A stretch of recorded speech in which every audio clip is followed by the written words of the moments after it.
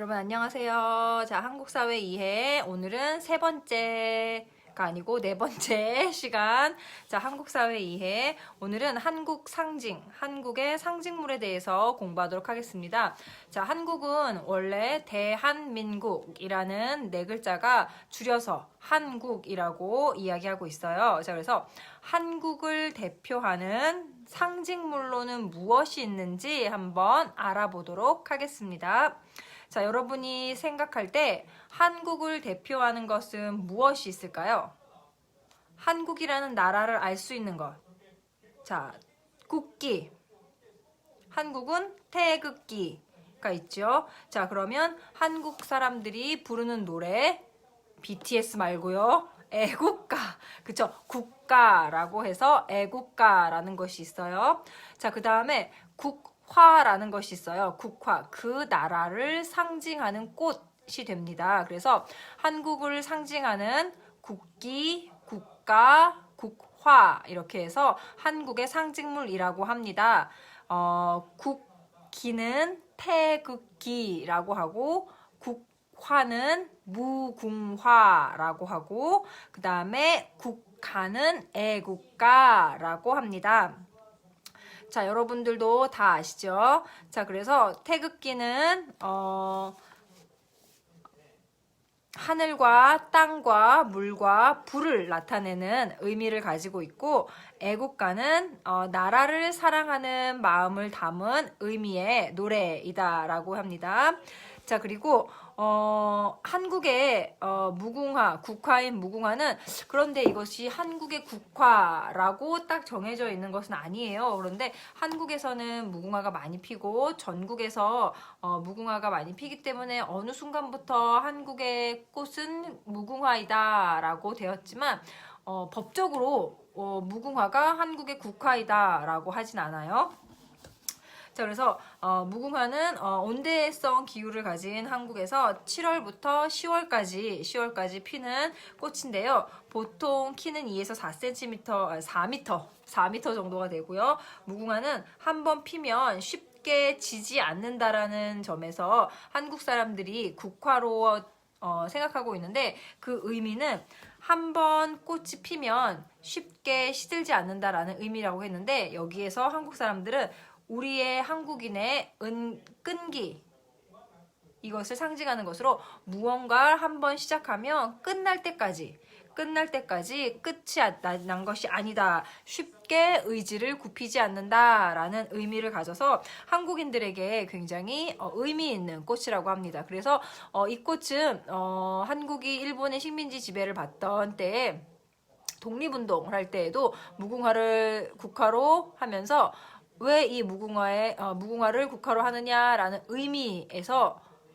한국인들은 한번 시작하면 절대 꺾이지 않는다라는 의미. 한번 시작한 독립운동은 독립이 될 때까지 그 뜻을 굽히지 않는다라는 의미를 가지고 있습니다.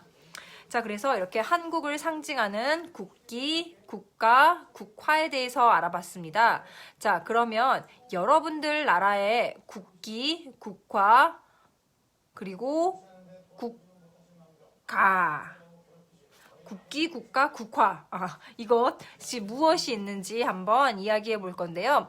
자, 지금 수업 시간에 여러분과 함께 만나서 수업을 한다면 이 시간에는 여러분 나라를 상징할 수 있는 것들에 대해서 이야기하는데 우리 이렇게 만나다 보니까 저는 여러분들의 이야기를 들을 수가 없어요. 그래서 오늘 이것을 과제로 여러분들에게 내드리겠습니다. 여러분 나라의 국기, 국화, 국가에 대해서 설명해 주시면 됩니다. 자, 그러면 한국을 대표하는 것들 중에 여러분 이런 상징적인 한국 하면 떠오르는 이것을 보면 한국이라고 떠오르는 이런 것들 중에 지금 국기, 국가, 국화 말고 무엇이 있을까요? 그쵸? K-팝, 또 화장품, K-뷰티, 또 K-드라마 이런 것들이 요즘에는 한류의 영향으로 인해서 전 세계적으로 한국의 제품이나 한국의 드라마, 한국의 연예인, 가수, 노래 이런 것들이 전 세계적으로 한류 열풍을 타고 여러분들 각 나라에도 다 알려져 있는데요. 지금 현재 가장 많이 알려진 건 무엇이죠? 코로나19로 인해서 한국의 검사 방법, 그리고 한국 사람들의 사회적 거리두기, 그리고 한국인들의 마스크 쓰기와 같이 이러한 그 코로나와 관련해서도 다양하고 많은 방법들이 전 세계적으로 한국 사람들을 한국인에게 관심을 주목시키고 있어요. 자, 이런 사회적으로 세계적으로 팬데믹 현상이 나타나는 전염병이 전 세계적으로 나타나고 있을 때 여러분이 지금 한국에 있잖아요. 그쵸? 한국에서는 다양한 것들이 있지만 이제 앞으로 많은 나라 사람들은 한국을 상징하는 것 중에 하나를 코로나19라고도 이야기할 수 있어요. 이것을 생각하면 한국의 방역, 한국의 대체 검사, 한국의 의료, 이러한 것들을 떠올릴 수 있다는 거죠. 그래서 상징이라는 것은 어떠한 것을 떠올렸을 때 함께 떠오르는 것. 그래서 한국이라는 나라를 생각했을 때 한국하면 태극기, 한국하면 애국가, 한국하면 무궁화, 이렇게 따라올 수 있는 것을 상징물이라고 해요. 그래서 여러분 나라에도 국기와 국가와 국화가 있을 거예요. 자, 그것에 대해서 오늘 이야기해 본 것입니다. 자, 이와 관련해서는 PPT를 통해서 조금 더 자세하게 이야기하도록 할게요. 자, 그리고 교재로 보면 한국의 정치와 행정 체계 이런 것이 나와 있어요. 한국의 정치와 행정 체계가 나와 있는데 한국은 대통령 중심제, 대통령이 있고 그 밑에 정부가 수립되어 행정부 직원들이 있으며 국가가 움직이는 대통령 중심제의 권력 구조를 채택하고 있다.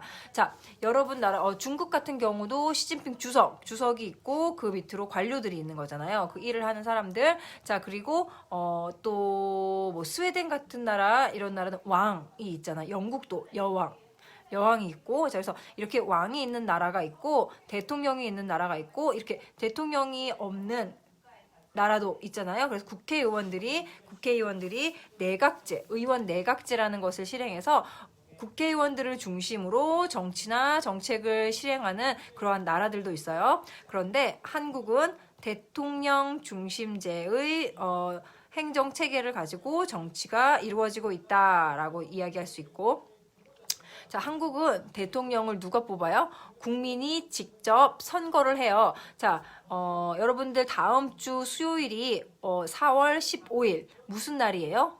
한국에서는 투표를 하는 날이에요. 그래서 그날 학교가 모두 쉬는 날이에요. 그런데 지금 여러분 코로나 때문에 다들 집에 있어서 이렇게 쉬는 날에 큰 의미가 없지만 선거를 하는 날은 쉬는 날인데 이번 4월 15일에 하는 선거는 국회의원을 뽑는 선거예요. 한국에서 대통령이 있고 그 밑에 국회가 있잖아요. 그 국회에서 일을 할 수 있는 국회의원, 우리 지역에서 나를 위해 일을 해줄 국회의원을 뽑는 날이 4월 15일이에요. 그래서 대한민국 국민들은 자기가 뽑은 사람이 자기의 지역 또는 자신의 나라에서 정치를 하는 것. 자, 이것을 무슨 선거? 직접 선거라고 이야기해요. 자, 왜? 내가 직접 그 사람을 선택했기 때문에 직접 선거라고 이야기해요.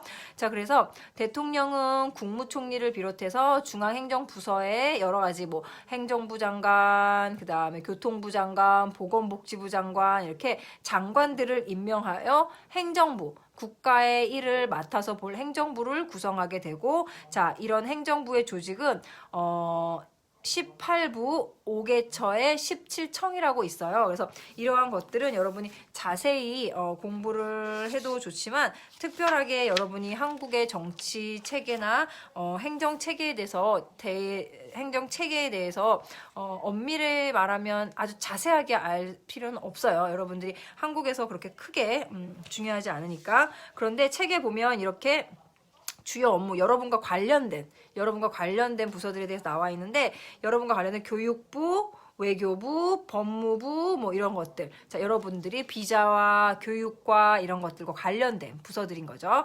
자, 그래서 다양한 부서들이, 중앙행정부처들이 있다라는 것이 있고, 책에 보면 이렇게 중앙행정부처들에 대해서 이름도 나와 있어요. 그래서 여러분들이 한번 책을 통해서 공부해 보세요.